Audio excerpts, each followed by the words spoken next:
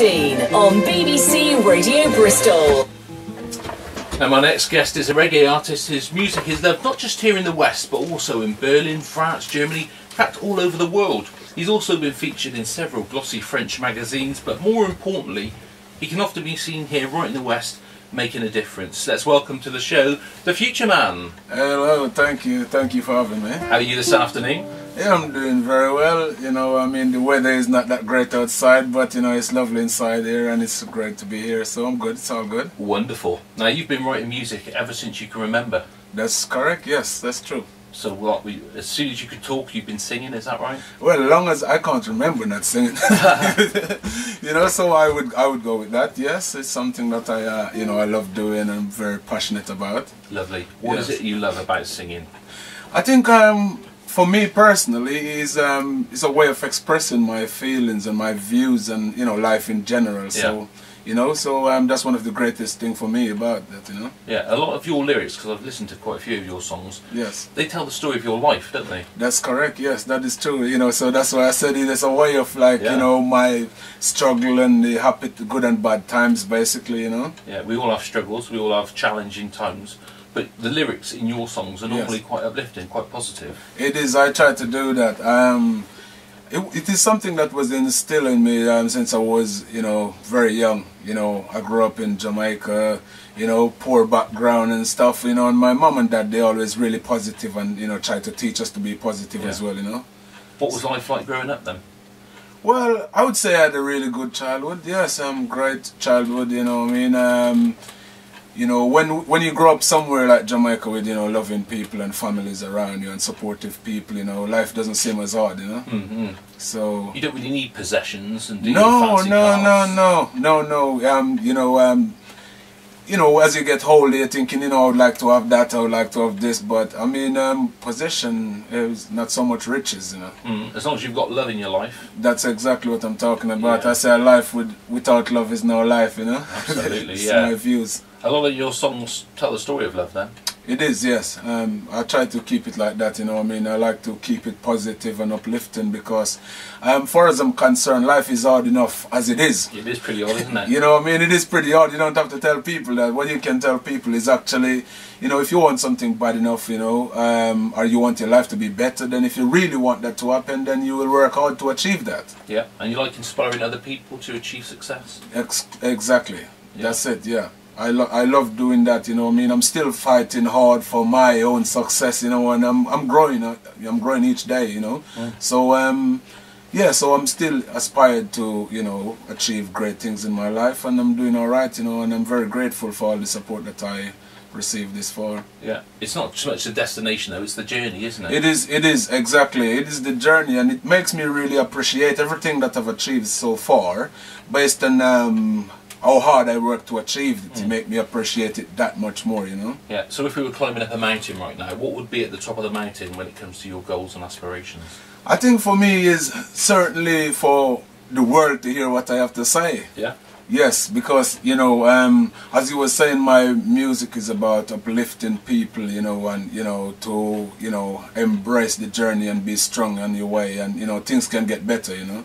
I would like people across the world who never heard of me yet, you know, who is into my kind of music, you know, reggae music, to actually listen and hear what I have to say, you know, and, you know, see where I'm coming from. I think that's, for me, that's what I would like. I would like for the world to hear what I have to say, and the world stage, you know, is for, you know, I said to someone one day, you know, if 20 million people download one of my songs for free, because they like it, it's not about the money, I'm good enough. Yeah. Yeah. Wonderful. Well, people all across the West are going to have a chance to hear one of your songs today. You're going to perform one for us acoustically.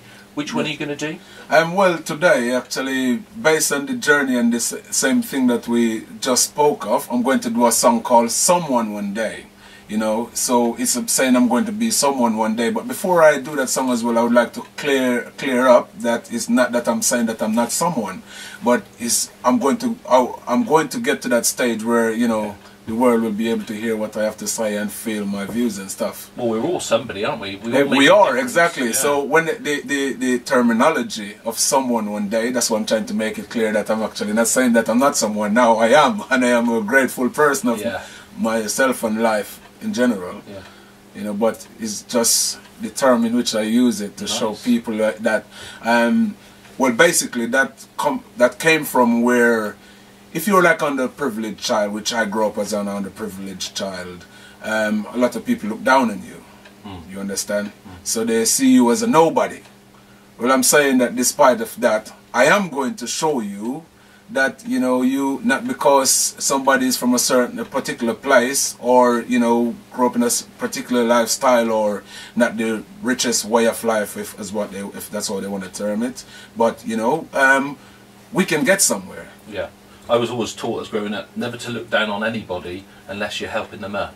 Exactly. And that's something you're hoping to do through your music as well. Well, exactly. And that's what I'm trying to do, you know. People, one of my greatest achievements is when people message me on Facebook or whatever and said, oh, this song is so uplifting, it means so much, it's like you're talking about my life. Somebody that is living in a different country. Lovely. Let's have a listen to someone now then. Sorry? Let's have a listen to that song now. Someone One Day? Yeah. Okay, yes.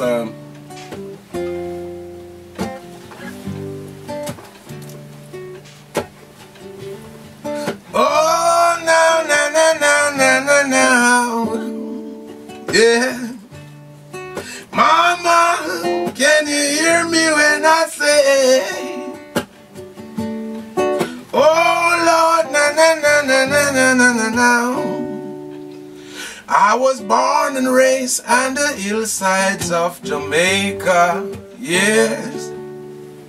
And as I grew, I watched my mom and dad as they suffer.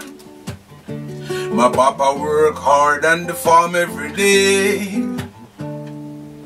while my mama, she prays for a better way. God bless the soul of Mr. Brown. Even though he's long dead and gone, he used to sit down and talk to me. He said, young man, you've got a good heart, so if you keep on working hard, you're gonna make it one day. And I'm gonna be someone one day, Lord knows, someone one day. I'm gonna be someone one day. Lord, hear my voice when I pray. I'm gonna be someone one day, Lord knows, someone one day. I'm gonna be someone one day. Lord, hear my voice when I pray. You see, this cardboard box is my bed, and this pavement is my own. And even though I've got people that cares for me, Lord knows I still feels alone. I've been used, I've been abused, had my head banged against the wall. You see, I tried to numb my pain, Lord. I turned to drugs and alcohol, but my pain remained the same. Lord knows I just feel so much more ashamed. But I'm gonna be someone one day, Lord knows, someone one day. I'm gonna be someone one day. Lord, hear my voice when I pray. I'm gonna be someone one day, Lord knows, someone one day. I'm gonna be someone one day. Lord, hear my voice when I pray. See, I'm a grown man now with a woman, 3 kids of my own, yes. And even though I've got all the love, Lord knows sometimes I still feels alone. My son say, Mom, what's wrong with Dad? He has tears in his eyes. And why is he looking so sad? And she says, son, you see your dad ain't locked up in jail. He ain't on the run. And heavens know that he ain't got no gun. No, but still he's not free. Still I'm not free. Still I'm not free. Still I'm not free. But I'm gonna be someone one day, Lord knows. Someone one day. I'm gonna be someone one day. Lord, hear my voice when I pray. I'm gonna be someone one day, Lord knows. Someone one day. I'm gonna be someone one day. Lord, hear my voice when I pray. Can you hear me? Can you hear me? Yeah. Can you hear me? Can you hear me? Can you hear me? Yeah. People, can you hear me? Can you hear me? Can you hear me? Yeah. Can you hear me? Can you hear me? Can you hear me?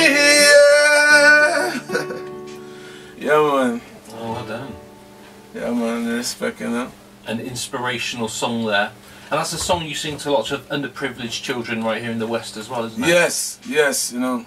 So it's just showing people, because, you know, a lot of people listen to my music and looked up to me, you know, which is great. So I want to show people who is coming from where I'm coming from that actually, you know, you can get to a stage where people are starting to respect and look up to you too. Yeah. Because this is where I'm coming from, you know.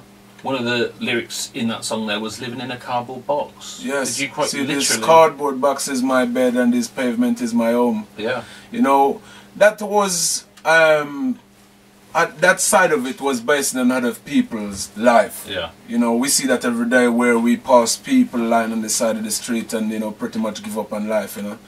But my philosophy is, if you think you're at the bottom of the tunnel, you know, or the deepest part or the lowest point in your life, then you can only rise again. Yeah. So for those people, the only way is up, you know. So for those people who think that it's all gone wrong and it can never get better, well, if you are that low, the only place is up.